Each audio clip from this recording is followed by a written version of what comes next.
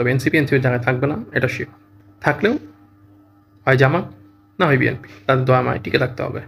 Otherwise তাদের নিজস্ব কোনো শক্তি নাই যে শক্তি দ্বারা তারা টিকে থাকবে। কিছুক্ষণ আগে একটা পোস্ট করেছিলাম ফেসবুকে, এনসিপির 3 অক্ষর, ঠিক 3 অক্ষরের মতো এনসিপি 3 ভাগে বিভক্ত হয়ে যাচ্ছে। একটা দেশপ্রেমী, একটা স্বার্থবাদী, আর একটা আওয়ামী বিরোধী। অনেকে আমাকে মেসেঞ্জারে দেখলাম মেসেজ করেছেন, এনসিপির সমর্থিত কয়েকজন এরকম মেসেজ করেছেন যারা পদধারীও রয়েছেন তাদের মধ্যে, যে ভাই আপনার কাছে এটা মনে হচ্ছে কেন, এনসিপিকে নিয়ে আপনারা তো অ্যালার্জি কেন? আমি এই সবগুলো প্রশ্নের উত্তর এই ভিডিওতে দিব। প্রথমত, এনসিপি 3 ভাগে বিভক্ত হবে, এর কারণ হচ্ছে এনসিপির অন্দরকন্ট্রোল। এটা এখন পুরো বাংলাদেশের মানুষ দেখছে। যাদের একটু হলেও রাজনৈতিক 5% 10% জ্ঞান আছে, সেও যদি এনসিপি সম্পর্কে একটু খবর রাখে তাহলে সে বলে দিতে পারবে যে এনসিপির মধ্যে কী চলছে এবং এনসিপির ভবিষ্যৎ কী। আমি এটাও বলে দিচ্ছি, এনসিপির ভবিষ্যৎ এখন বিএনপির হাতে, এনসিপির ভবিষ্যৎ এখন জামাতের হাতে নয়। ঠিক আছে, বিএনপি যদি মনে করে যে এনসিপি দাঁড়াই থাকবে, এনসিপিকে একটু হলেও জায়গা দিবে বা একটা সিট অনুদান করবে বা দান করবে, তাহলে এনসিপি 2-1টা সিট নিয়ে সংসদে যেতে পারে। ঠিক আছে, জামাত হয়তো এর থেকে বেশি অফার করবে, বিএনপির থেকেও বেশি অফার করবে এনসিপিকে, কিন্তু এনসিপি হয়তো জামাতের সাথে থাকবে না, এনসিপি বিএনপির সাথেই যাবে। ঠিক আছে, আর বিএনপি ছাড়া এনসিপি এখন কোনো গতি নাই। ঠিক আছে, কারণ জামাত একটা ইসলামপন্থী দল, পুরোপুরি ইসলামিক না হলেও সবাই তাকে ইসলামিক মনে করে এবং বাইরের দেশেও জামাতকে ইসলামিক দল হিসেবেই বিবেচনা করা হয়।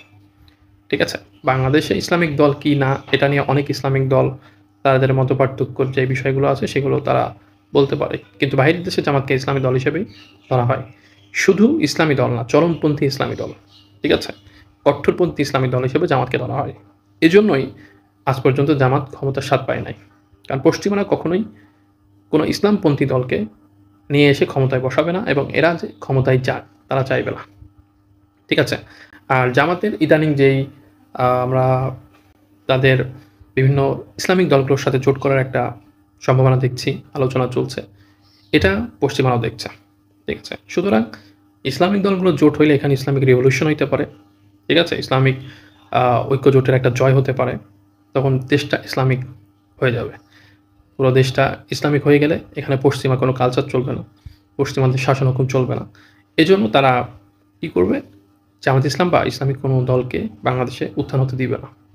এজন্য এনসিপিকে তারা আওয়ামী লীগ, জাতীয় পার্টি এরা যদি ফিরে না আসে তাহলে এনসিপিকে তারা বিরোধী দল বানাতে পারে। ঠিক আছে, আর এই বিরোধী দল বিএনপি হয়তো এনসিপিকে তৈরি করবে।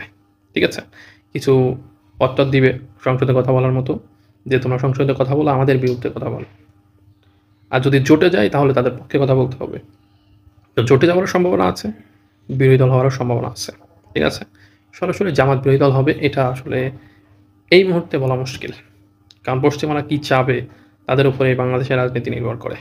আর আমরা পশ্চিমা কালচারে বিশ্বাসী, পশ্চিমারা যা বলে তাতেই বিশ্বাসী।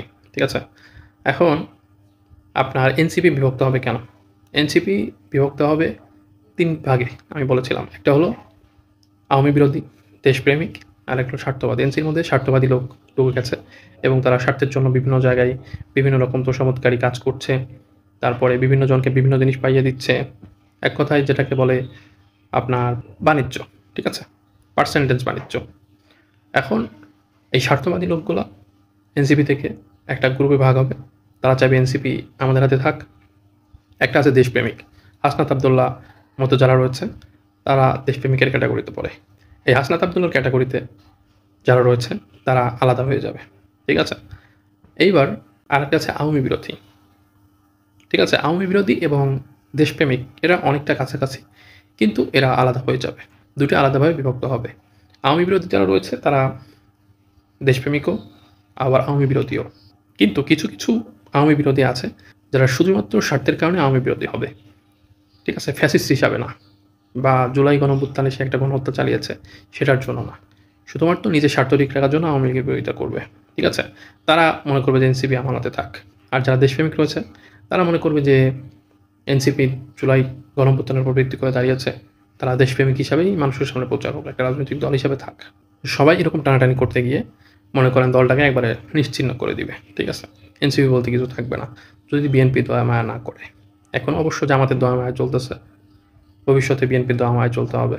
আরেকটা প্রশ্ন ছিল এনসিপিকে নিয়ে আমার এত চুলকানি কেন, বা এনসিপিকে নিয়ে আমার এত ভাবনা কেন, বা এনসিপিকে নিয়ে ভাবনার কারণ হচ্ছে আমি যদি এনসিপি করি না, কিন্তু এনসিপি কিন্তু জুলাই গণঅভ্যুত্থান থেকে উঠে আসা একটি দল। জুলাই গণঅভ্যুত্থানের যা যোদ্ধা রয়েছে তারা এনসিপিকে সমর্থন না করলেও তাদের ভিতরে একটা দুর্বলতা থাকে এনসিপিকে নিয়ে, ঠিক আছে?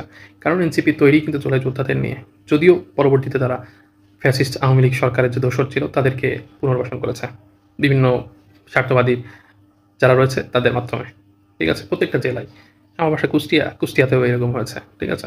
জেলা কমিটি বলেন, উপজেলা কমিটি বলেন, সব জায়গাতে আওয়ামী লীগের দোসরগুলো আওয়ামী লীগের সাথে যারা বন্ধুত্ব করে চলেছে তারা আবার পুনর্বাসিত হবে, তাদের ব্যবসার জায়গায় ব্যবসা থাকবে, চাকরির জায়গায় চাকরি থাকবে, ঠিক আছে? তাদের যে তেল মারার যে কাজ ছিল আগে সেটা এখনও চলবে। প্রত্যেকটি জুলাই যোদ্ধার ভিতরে এনসিপিকে নিয়ে একটা আশা ছিল, আমারও ছিল, যার কারণে বিএনপি উল্টাপাল্টা করলে, আওয়ামী লীগ উল্টাপাল্টা করলে, বা অন্যান্য রাজনৈতিক দল উল্টাপাল্টা করলে হয়তো যতটা সহজে মেনে নেওয়া যাবে এনসিপিকে নিয়ে সেটা যাবে না। কারণ তাদের উপরে মানুষের যে বিশ্বাস ছিল, আমার ব্যক্তিগতভাবে যে বিশ্বাস ছিল, সেটা চুরমার হয়ে গেছে, ঠিক আছে? আর তারা যেহেতু জুলাই গণঅভ্যুত্থান থেকে তৈরি, জুলাই গণঅভ্যুত্থানকে ভিত্তি করে তাদের এই রাজনৈতিক দল, তারা হেরে যাওয়া মানে জুলাই যোদ্ধারা হেরে যাওয়া। আর জুলাই যোদ্ধারা হারতে রাজি আছে, কিন্তু কোনো ফ্যাসিস্ট বা ফ্যাসিস্টের দোষর যারা ছিল তাদেরকে নিয়ে রাজনীতি করতে রাজি নেই, ঠিক আছে? জুলাই যোদ্ধারা রাজপথে আবার জীবন দিবে, না হয় ফাঁসির কাস্টে ঝুলবে, তার কোনো দোষরদের সঙ্গে তাদের কোনো আঘাত হবে না। তো এই সব কিছু আমার চোখের উপরে ঘটছে, সব কিছুর টুকটাক খোঁজ খবর আমার কাছে আছে, যার কারণে আমি এটা বললাম যে এনসিপি খুব দ্রুতই 3 ভাগে বিভক্ত হবে, কিছু অংশ এনসিপি থেকে বের হয়ে অন্য দলে যোগ দিবে, অথবা তারা একবারে নিষ্ক্রিয় হয়ে যাবে রাজনীতি থেকে, আবার নতুন দলও তৈরি করতে পারে। ভবিষ্যৎ কী হবে সেটাই দেখার বিষয়। তবে এনসিপির জায়গায় থাকবে না এটা শিওর। থাকলেও হয় জামাত, না হয় বিএনপি, তাদের দয়া মায় টিকে থাকতে হবে।